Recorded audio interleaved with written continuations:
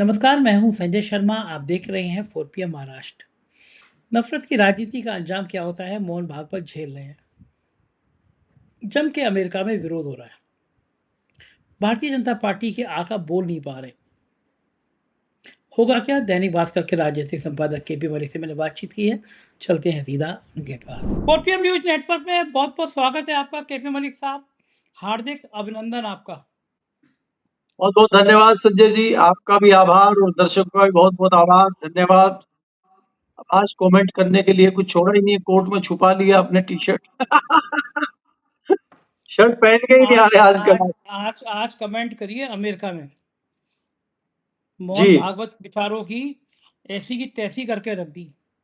यहाँ पे तो 15-20 ब्लैक कैट कमांडो दे दिए हैं मोदी जी ने।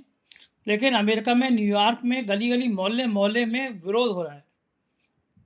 वो आरएसएस जिससे अमेरिका से बड़ा माल मिलता है, अमेरिका से, उस आरएसएस की फजीयत हो रही है और उनके शिखर पुरुष की फजीयत हो रही है। मोहन भागवत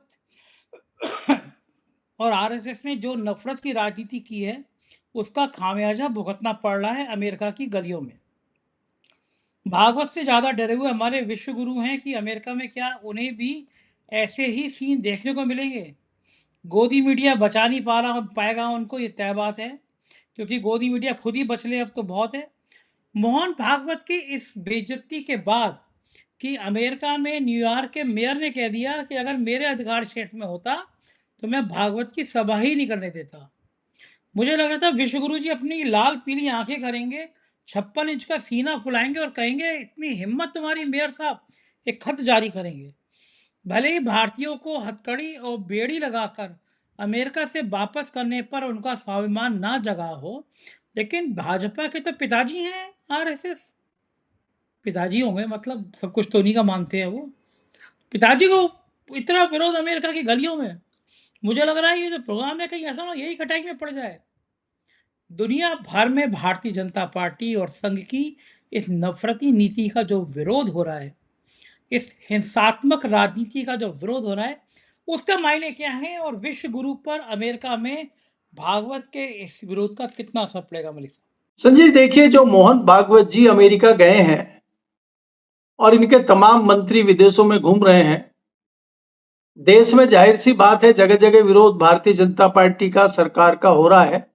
संघ का उस तरह से खुलेआम विरोध नहीं हो रहा है, लेकिन जिस प्रकार से अमेरिका से तस्वीरें आ रही हैं, और हमारा तो एक डिस्कशन पहले भी इस मामले पर हो चुका है, और इनके जाने से पहले ही जब प्रस्तावित यात्रा थी, ये हुआ था कि भाई इनका विरोध वहां पे होगा, लेकिन इतना विरोध हो जाएगा ये हमें आशंका नहीं थी।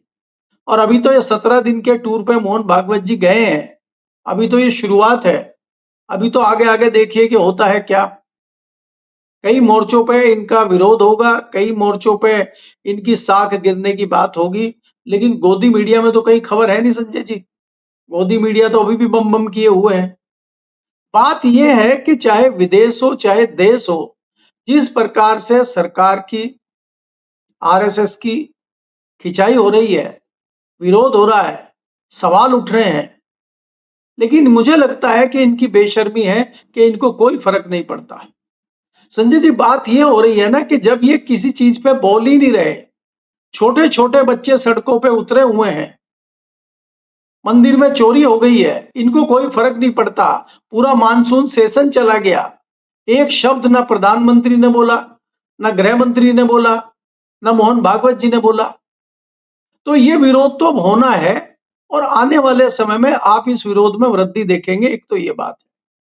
दूसरी बात यह है कि जिस शिक्षा की ये बात करते हैं, जो फ्रेंड्स करके उन्होंने वीडियो मोदी जी ने रात को 12 बजे बनाया था बच्चों के लिए, जेनजी के लिए, आज संजय जी हमारे यूपी के बाराबंकी में हद हो गई जब एक 4 साल की बच्ची ने कहा कि डीएम अंकल हमारी सड़क बनवा दीजिए, क्योंकि सड़क टूटी हुई है और मुझे कीचड़ में से स्कूल जाना पड़ता है। संजय जी, हद हो गई कि एक 6 साल का बच्चा विरोध प्रदर्शन में भाग लेता है और पुलिस उसको पकड़ लेती है।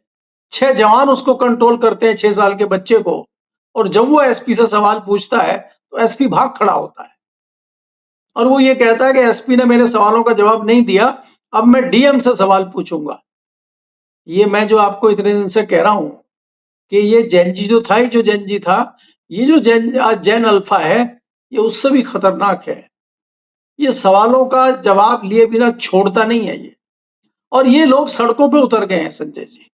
अगर ये लोग सड़कों पे उतर गए हैं, सबसे पहले तो मेरे जैसे व्यक्ति, मैं इनसे माफी चाहता हूं कि हमने आपके लिए ऐसा देश छोड़ा है, हमने आपके लिए ऐसी व्यवस्थाएं कर छोड़ी हैं कि आपको ये भुगतना पड़ रहा है। इसके लिए हम भी कहीं ना कहीं दोषी हैं, मीडिया भी कहीं ना कहीं दोषी है, और आज जो हालात देश में हैं, इसके लिए सब दोषी हैं। हम थोड़े कम दोषी हो सकते हैं क्योंकि जिम्मेदारी हमारे पास कम है, नेता ज्यादा दोषी हो सकते हैं। इससे बड़ा दुर्भाग्य क्या होगा कि उत्तर प्रदेश के एक जिले में गंगा जल हाथ में लेके पार्षद लोग कसम खा रहे हैं कि भैया जितना हिस्सा आएगा, जितना भ्रष्टाचार होगा, ईमानदारी से बटेगा। देखिए वहां वहां कम से कम ईमानदारी बची हुई है लूट के हिस्से को बांटने के लिए। वो कहते हैं ना कि डकैतों में भी कहीं ना कहीं ईमानदारी होती है, लुटेरों में भी कहीं ना कहीं ईमानदारी होती है, कि वो हिस्सा जो है ईमानदारी से बांटते हैं। तो हिस्से बट रहे हैं संजय जी, और ये खुलेआम नंगाई चल रही है। तो ऐसे में कहां चली जाती है आरएसएस, ऐसे में कहां चली जाती है बीजेपी, ऐसे में कहां चली जाती है सरकार, ऐसे में कहां चला जाता है योगी जी का बुलडोजर। तो जब आप इन चीजों का विरोध नहीं करेंगे और ऐसी चीजें समाज में आएंगी, तो आरएसएस का भी विरोध होगा और सरकार का भी विरोध होगा, और देश में भी विरोध होगा और विदेश में भी विरोध होगा संजय जी। और अभी तो हालात और होने, अभी तो खाली विरोध हो रहा है, अभी तो पत्थरबाजी होनी बाकी है, अभी तो और चीजें बढ़ेंगी। तो ये चीजें धीरे धीरे जिस प्रकार से बढ़ रही हैं, और इनके नेताओं में, इनके कार्यकर्ताओं में जिस प्रकार से बेशर्मी बढ़ रही है, उस बेशर्मी का जवाब ये युवा देंगे। अब कोई एक चीज नहीं है। अब आ गए वो कॉकरोच पार्टी वाले, वो कह रहे हैं कि भारतीय जनता पार्टी की सरकार ने हमसे धोखा किया है और हम इस धोखे का बदला लेंगे। हमसे 3 शर्तें कही थी कि भाई सब पे केस वापस होंगे, सरकार माफी मांगेगी और ये करेगी। किसी पे केस वापस नहीं हुए। लड़कियों को प्रताड़ित किया जा रहा है, उन छात्राओं को प्रताड़ित किया जा रहा है। जिन युवाओं पे मुकदमे हैं, मुकदमे वापस लिए नहीं जा रहे। आपने देखा अभी एक जिसको छर्रे लगे हुए हैं, राहुल गांधी ने उसकी एफआईआर कराई, उसकी एफआईआर तक नहीं हो रही थी। तो ये सारी चीजें खुल के आ गई हैं, और कॉकरोच पार्टी वाले फिर कह रहे हैं कि भैया हम 5 तारीख को वापस आ रहे हैं। क्या करेंगे? तो ऐसे में अगर एक बार फिर जंतर मंतर पर जमावड़ा शुरू हो जाता है, तो क्या होगा इस सरकार का? कैसे कंट्रोल करेंगे आप? और देश में संजय जी जिस प्रकार से महंगाई एकाएक शुरू हो गई है, आप कितनी अनोखी बात देखिए, जो चीनी 35-40 रुपए बिक रही थी, एकाएक 80 रुपए पर पहुंच गई। जो जो प्याज 20-25 रुपए किलो बिक रहा था, वो एकदम से 40-45-50 रुपए बिक गया। और हमारे यहाँ तो आज हमारी पत्नी ने 65-70 रुपए किलो लिया है। तो ये आग कहाँ लग रही है? इस पे कंट्रोल कौन करेगा? गरीब आदमी क्या खाएगा? आज पेट्रोल के रेट भी बढ़ गए हैं दिल्ली में। मुझे नहीं पता आपके वहां बढ़े हैं कि नहीं बढ़े हैं। दिल्ली में पेट्रोल के रेट बढ़ गए हैं, तो पूरे भारत में ही बढ़े होंगे। तो आप हर चीज पर रेट बढ़ा रहे हैं, महंगाई तेजी से बढ़ रही है, और सरकार मुंह खोलने को तैयार नहीं है। मुझे तो इंतजार उस चीज का है कि हमारी जो वित्त मंत्री हैं, जो प्याज नहीं खाती हैं, और उनका बयान कब आएगा कि मैं तो प्याज खाती नहीं, बढ़ रहा है तो बढ़ने दो। वो भी अमेरिका में घूम रही है, तो अमेरिका से हो सकता है कोई प्याज वगैरह ले आए वो थैला भर के, और यहाँ थोड़ा सस्ता करवा दें। तो इसलिए आपको जब आप इस तरह की चीजें करेंगे, जब आप कोई बयान नहीं देंगे, जब आप कंट्रोल नहीं करेंगे, संजय जी ये होता है सरकार का। हमने देखा है कि सरकार अगर कोई काम करती भी नहीं है, तो इस प्रकार की बयानबाजी करती है जिससे जनता भड़के ना, जनता में शांति बनी रहे। सरकार के मंत्री, सरकार के जिम्मेदार लोग बयान देते हैं कि देखिए चीनी महंगी हो गई है, हम इस पे निर्णय ले रहे हैं। तो रोज या तीसरे दिन प्रेस कॉन्फ्रेंस होनी चाहिए, और आपको अपने विचार, पहले भी हुआ है स्वदेश में। ऐसा नहीं है कि ये पहली बार हो रहा है। तमाम, चाहे फूड मिनिस्टर हो, चाहे कोई केंद्र सरकार का कोई बड़ा मंत्री हो, वो प्रेस कॉन्फ्रेंस करके जनता को एक मैसेज देता था कि अगर चीनी महंगी हो गई है तो हम इसका निदान कर रहे हैं, प्याज महंगा है तो हम इसका निदान कर रहे हैं। हम जो स्टोकर हैं, जिन्होंने स्टॉक कर लिया है, उनके गोदामों पर छापे पड़ रहे हैं, और कुछ लोगों को सजा मिले, दिखे कि इतने प्याज बरामद हुए हैं। यहाँ तो कुछ हो ही नहीं रहा है। कैसे हो जाएगा जब आप हिस्सेदारी ले रहे हैं? कैसे हो जाएगा जब आप पार्टी फंड में पैसे जमा करा रहे हैं? कहां से करेंगे आप? किस मुंह से करेंगे? तो बहुत सारी चीजें हैं जो देश में चल रही है, और मंत्री जी विदेश दौरे पे हैं और प्रधानमंत्री जी तो निकलने वाले हैं, ये आपको पता ही है। मलिक साहब, मोहन भागवत के विरोध के बहुत सारे राजनीतिक अर्थ निकल रहे हैं और भारतीय जनता पार्टी जहां पहले कभी कभी संघ के लिए कुछ कह दो तो सारे चंपू जितने नफरती चिंटू हैं वो सब निकल के आते थे। लेकिन मोहन भागवत का इस तरह अमेरिका में विरोध हो रहा है और भारतीय जनता पार्टी सरकार के मंत्री खामोश हैं। इसका क्या माना जाए? अमेरिका से डरती हैं या मोहन भागवत से और संघ से मोहब्बत नहीं रही, लाइनें खिंच गई हैं? क्या अर्थ है इसका? देखिए संजय जी, दो बातें हैं जो मुझे लगता है प्रमुखता से। एक तो ये है कि हमारी हिम्मत नहीं है अमेरिका और चीन के सामने बोलने की। अमेरिका कुछ भी करे, हम उसके सामने मुंह नहीं खोल सकते। इसके एक नहीं अनेकों उदाहरण है आपके सामने। दूसरा, हम चीन को लाल आंख दिखाने का जो हमने शगुफा बनाया हुआ था, जुमला छोड़ा था चीन को लाल आंख दिखाने का, हम सर झुका के खड़े रहते हैं उनके सामने और झूला झुलाने का काम करते हैं। लगातार खबरें आ रही हैं कि हमारी कितनी जमीन पे चाइना ने कब्जा कर लिया है, कुछ नहीं बोल रहे हैं, चुप्पी साधे हुए हैं। हमारे सुरक्षा के जो सलाहकार हैं वो चाइना गए हुए हैं, हमारे विदेश मंत्री चाइना गए हुए हैं।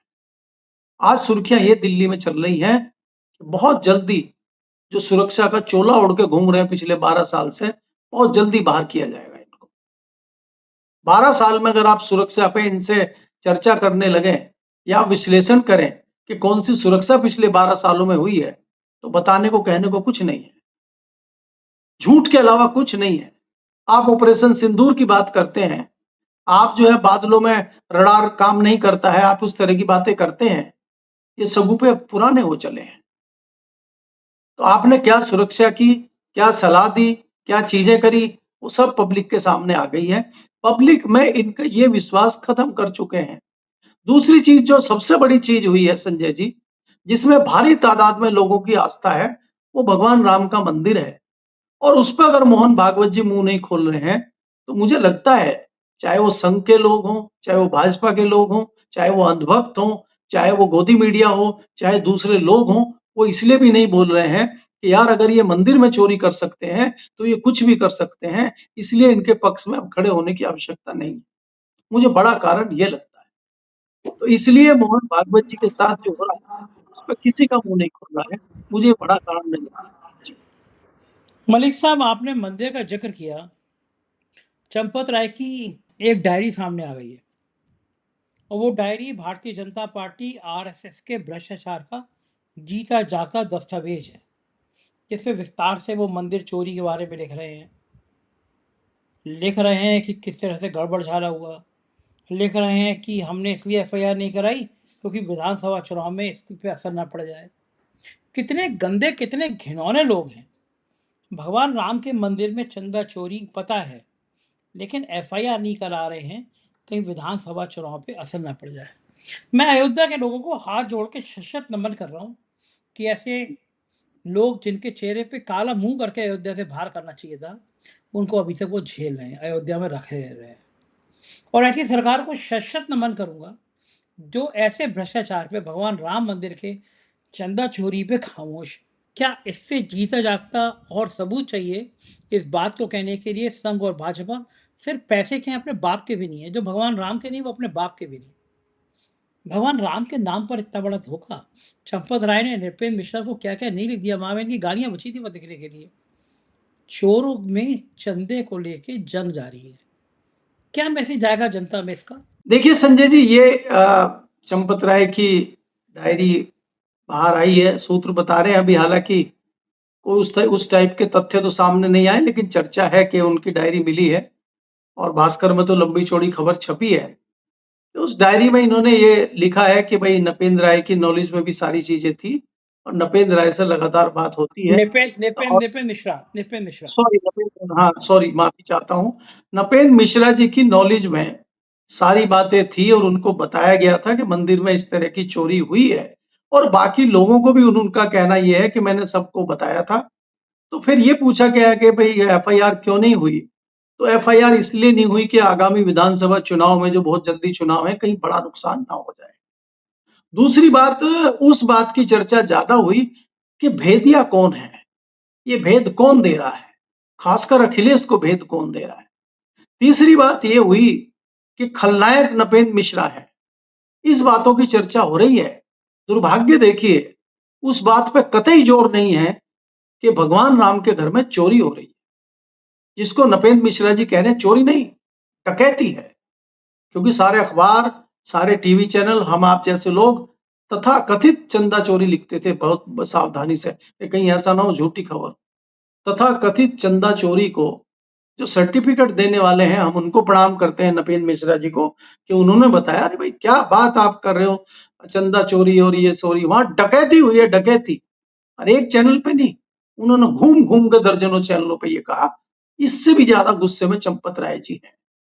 और चंपत राय जी का, अगर चंपत राय जी के सामने आज की डेट में नपेंद्र मिश्रा जी आ जाएं, तो मुझे लगता है या तो नपेंद्र मिश्रा जी घायल हो जाएंगे या चंपत राय जी घायल हो जाएंगे।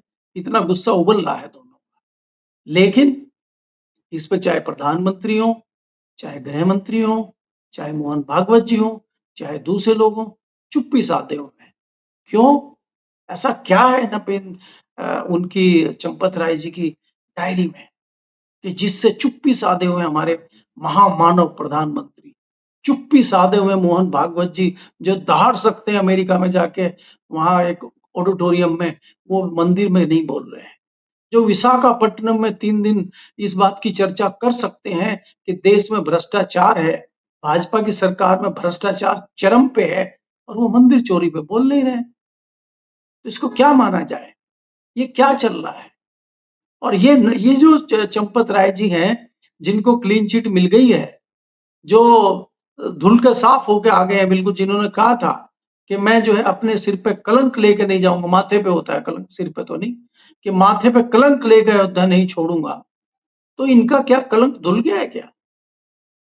तो ये जो कलंक लेकर नहीं जाने की बात थी, और दूध का दूध, पानी का पानी एसआईटी ने कर दिया, और क्लीन चिट जो है चंपत राय जी को मिल गई है।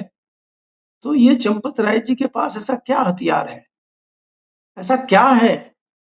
वही तो नहीं हमारे आपके वाला जो हम कहते हैं कि हम तो डूबेंगे सनम, तुमको भी ले डूबेंगे, और सनम इसलिए डरे हुए हैं, इसलिए कोई एक्शन नहीं कर रहे हैं। नहीं तो चंपत राय में हिम्मत कहां से आएगी? मैं तो पहले कह चुका हूं कि चंपत राय जी चोरी करके अपने घर में तो नहीं ले गए, क्योंकि उनके घर में जाएगा तो दिखेगा। अगर टिन्नू यादव जैसा छोटा कर्मचारी थोड़ी सी चोरी करके बड़ी गाड़ी खरीद सकता है, घर बनवा सकता है, चेहरे पे चमक आ सकती है नोटों की, तो चंपत राय के परिवार में तो आ नहीं रही चमक। ना उनके भाई में चमक आ रही है, ना परचून की दुकान का ओवरहोलिंग उन्होंने कराया है, ना दुकान पे सीमेंट लगवाया है, ना कुछ नई बात दिखाई दे, गाड़ी भी नहीं आई उनके यहाँ। तो फिर चंपत राय जी की जो चोरी हुई है, किधर किधर गया माल ये? अच्छा, ये माल क्या महाराष्ट्र और वेस्ट बंगाल और बिहार में तो नहीं चला गया? या इससे कुछ बिल्डिंगें तो नहीं खड़ी हो गई? अगर ये हो गई हैं, तो फिर कौन बोलेगा? मोहन भागवत जी कैसे बोलेंगे? नरेंद्र मोदी कैसे बोलेंगे? अमित शाह तो शायद बोल ही ना पाए, क्योंकि वो तो बेचारे बोल नहीं रहे बहुत दिनों से। वो तो एएनआई को बुला के कोने में पेड़ के पीछे छुप के बोलते हैं। वो तो आजकल कहीं बोल ही नहीं रहे। तो इसलिए ये जो आप चीजें देख रहे हैं, ये जो बोल नहीं रहे हैं, छुप रहे हैं, तो ये सारे कारण हैं कि उसके पीछे भगवान श्री राम के मंदिर में डकैती होना इनके सब मुंह बंद करने का नतीजा है, और इसीलिए इनके मुंह बंद है। मलिक साहब, 5 राज्यों के चुनाव सिर पर खड़े हैं। क्या लगता है आपको, जैन जी, जैन अल्फा, राम मंदिर, चंदा चोरी, इन सब चीज़ों में ऐसा कौन सा, या बढ़ती महंगाई, ऐसी कौन सी चीज़ है जो भारतीय जनता पार्टी को इन राज्यों के चुनाव में जिसका बहुत बड़ा नुकसान उठाने को पड़ेगा? मैं देख रहा हूँ मध्यम वर्गीय परिवार भी, जो इनका वोट बैंक था, वो भी बहुत नाराज है। क्या लगता है कौन सा बड़ा मुद्दा है जो बहुत भारी पड़ेगा, जिसे मैनेज नहीं कर पा रहे, सरकार को लग रहा है कि अब बैकफुट पे जाना ठीक है? क्या चीज़ है ऐसी? संजय जी, देखिए, मुझे दो चीजें दिखाई देती हैं। मैंने शायद मुझे ध्यान नहीं आ रहा, मैंने आपके चैनल पे कल कहा था कि नहीं कहा था, कि जब विदाई हुई थी भारतीय जनता पार्टी की सरकार की उत्तर प्रदेश से 90 के दशक में, तो ऐसे ही हुआ था कि कल्याण सिंह जैसे नेता को हटा के राजनाथ जी को बनाया गया था और समापन कर दिया गया था। जैसे माउंट बेटन आए थे अंग्रेज से, वहां इंग्लैंड से भारत को आजाद करने के लिए, ऐसे ही दिल्ली से राजनाथ जी गए थे।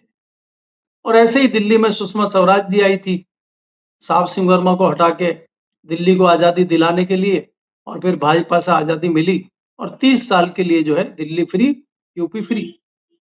तो ऐसा ही मुझे लग रहा है कि उसको फ्री करने के लिए जो है मोदी जी हटेंगे और एक नया भारतीय जनता पार्टी का माउंटबेटन आएगा, जो इसको आज़ादी देगा, कुछ साल यहाँ रहेगा।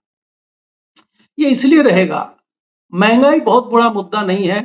महँगाई का मुद्दा अब देखिए ना, चीनी 80 रुपए प्लस हो गई है, लेकिन लोगों को फ़र्क नहीं पड़ रहा है, क्योंकि जय श्री राम इतने जोश में, इतनी तेज़ी से बोला जा रहा है अभी भी डकैती के बाद भी, कि जय श्री का नाम आते ही वो कह रहे हैं चाहे 500 रुपए पेट्रोल हो जाए, दिक्कत हमें कोई नहीं है, ऐसे लोग भी हैं। तो उनका तो दिमाग अभी तक ठीक हुआ नहीं है। तो इसलिए महँगाई का मुद्दा तो मुझे बड़ा लगता नहीं है। सबसे महत्वपूर्ण मुद्दा होगा मंदिर में चोरी, और दूसरा मुद्दा होगा ये जो जेन ज़ी और जेन ज़ी अल्फ़ा ने जो माहौल बनाया है, और राहुल गांधी ने वो जो राजनीतिक पैंतरेबाज़ी और राजनीतिक दांव चला है छात्रों की गूंज का, वो मुझे सुपर हिट होता दिखाई दे रहा है। क्योंकि देखिए छात्र आपसे क्या माँग रहा है? छात्र ये तो नहीं कह रहा मुझे विधायक बनाओ, मंत्री बनाओ, मैं सरकार चलाऊँगा। छात्र ये कह रहा जो मेरा अधिकार है शिक्षा का, वो अधिकार मुझे दे दो। मुझे शिक्षा लेने दो। परीक्षाएँ ठीक करो। अब जो बच्चा पढ़ लिख के होशियारी से पढ़ता है, अच्छे से पढ़ता है, मेहनत करता है, वो फेल हो जा रहा है, और जिसको कुछ आता नहीं है वो नकल करके पास हो जा रहा है। मुझे लगता है ये जो सड़कें टूट रही हैं, ये जो हॉस्पिटलों में ढंग से इलाज नहीं हो रहे हैं, ये वही वाले बच्चे तो नहीं हैं। अगर सड़क का इंजीनियर सड़क नहीं बना पा रहा है और वो सड़क 6 महीने में टूट जा रही है, धँस जा रही है, गुड़गांव जैसी जगह पे पानी भरा हुआ है, बस की बस डूब गई। गुड़गांव में आज मेन चौक पे, इप्पो चौक पे दर्जनों फीट का गड्ढा हो जाता है, तो कौन इंजीनियर है वो जो सड़कें बनवा रहा है? ये कौन से इंजीनियर है ये? तो वही वाले हैं क्या? तो मैं इसलिए कहना चाहता हूँ कि जो अधिकार बच्चे माँग रहे हैं, वाजिब अधिकार माँग रहे हैं, और बड़े वाले नहीं, जो पहले 20 साल के, 25 साल के, 28 साल के बच्चे थे, अब तो 6-6 साल के बच्चे आ गए। 6 साल के बच्चे का आप उदाहरण देखेंगे बिहार का, जिस तरह से वो वीडियो वायरल हो रही है, चल रही है, तो आपको एक बार ये भी लगेगा कि ये क्या हो रहा है, लेकिन अंदर ही अंदर दुःख भी होता है। क्या ये 6 साल के, 8 साल के बच्चे आंदोलन करने के लिए, लड़ाई लड़ने के लिए आ रहे हैं ये? ये तो हमें नकारा बताएँगे कि हमारे पूर्वज नकारा थे, हमारी हमसे पहले वाली पीढ़ी नकारा थी, वो कुछ नहीं कर पाई, इसलिए हमें सड़क पे उतरना पड़ रहा है। तो ये हमारे ऊपर भी लांछन है, हमें भी अपने गिरेबान में झाँक के देखना चाहिए। जिस प्रकार से चाहे मीडिया हो, जिस प्रकार से आज मीडिया ने समझौता कर लिया है, चरण वंदना कर रहे हैं, राग दरबारी कर रहे हैं, ये मीडिया के मुँह पे भी बहुत बड़ा थप्पड़ है, बहुत बड़ा तमाचा है। मीडिया को भी अपने गिरेबान में झाँकना चाहिए। इस तरह की खबरें संजय जी दिल्ली के मेन स्ट्रीम मीडिया से नदारद है। आज सुप्रीम कोर्ट का निर्णय आया है, उन्होंने कहा है कि भई जितनी अपील आई है वेस्ट बंगाल के मामले में, सर के मामले में, जितने वोट कटे हैं उसमें 90% वोट सही वोट हैं जिनको सर के तहत काटा गया है। एसआईआर के तहत काटा गया है, उसमें 90% वोट सही लोगों के कटे हैं, वो वोट नहीं कटने चाहिए थे, ये एक्सेप्ट किया। अब क्या करेंगे आप एक्सेप्ट करके? क्या ऐसा होगा कि दोबारा वेस्ट बंगाल में चुनाव होंगे? कुल 30 लाख वोट ज्यादा मिले हैं भारतीय जनता पार्टी को टीएमसी से, और 38 लाख वोट आपने काट दिए। अगर ये 38 लाख में से आप 30 लाख वोट भी वापस ले आते हैं तो बराबर पे खड़ी है टीएमसी। तो फिर टीएमसी की सरकार क्यों नहीं बनी और भाजपा की सरकार कैसे बन गई? तो बहुत सारे सवाल हैं। कटघरे में आज कोर्ट भी खड़ा हुआ है, कटघरे में आज चुनाव आयोग भी खड़ा हुआ है, और कटघरे में सरकार भी खड़ी है, और कटघरे में हो रहा है। जी। बिल्कुल ठीक बात है, स्थितियाँ खराब हो रही हैं। बहुत-बहुत शुक्रिया मलिक साहब समय दिया। ये थे केपी मलिक जी और आप पूरी बात सुन रहे थे। आप सोचिए कि क्या हाल हो गया राजनीति का। भगवान राम के नाम पर इतना बड़ा खेल, ये लोग किसके हैं? हर समय सिर्फ नफ़रत की बात करेंगे। मोहन भागवत का जो अमेरिका में हाल हो रहा है, कभी संघ ने सोचा था? पूरी दुनिया में विरोध हो रहा है कि भारत एक ऐसा राज्य बन रहा है, जहाँ पे नफ़रत, नफ़रत और नफ़रत फैलाई जा रही है। आप क्या सोचते हैं मुझे बताइएगा ज़रूर, मुझे आपकी राय का इंतज़ार रहेगा।